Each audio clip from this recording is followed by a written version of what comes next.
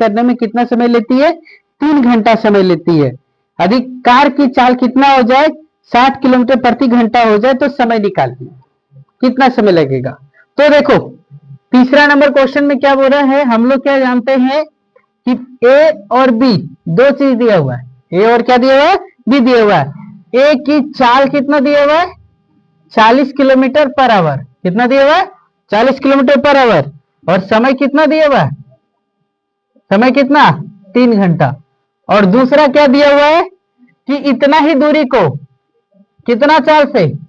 60 kilometre पर घंटा के स्पीड से चले तो समय कितना लगेगा, सो बताइए।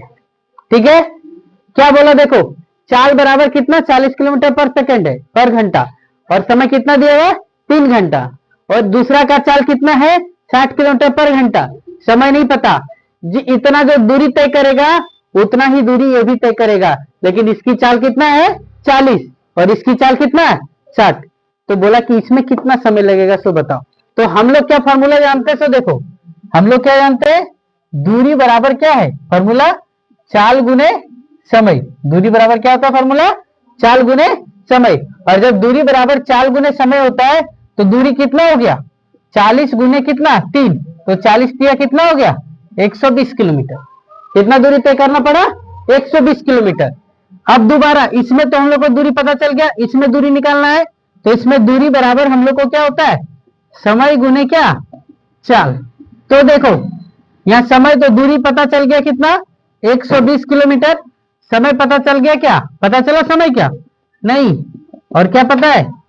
चाल पता है, 60 किलोमीटर पर आवर पता है। तो समय बराबर क्या हो जाएगा? 120 बटे कितना? 60। 60 दूना कितना? 120। यानी समय बराबर कितना लगा? 2 घंटा। यह हम इतना लंबा खींच दिए बनाने के लिए, नहीं तो दोनों की दूरी बराबर, दोनों की क्या दूरी बराबर, तो दूरी दोनों की जब दूरी बराबर तो हम लोग ऐसे बना सकते हैं 40 गुने 3 बराबर कितना? 60 गुने x। शॉर्टकट एग्जाम में ऐसे बनाएंगे 40 गुने 3 बराबर 60 गुने कितना? x।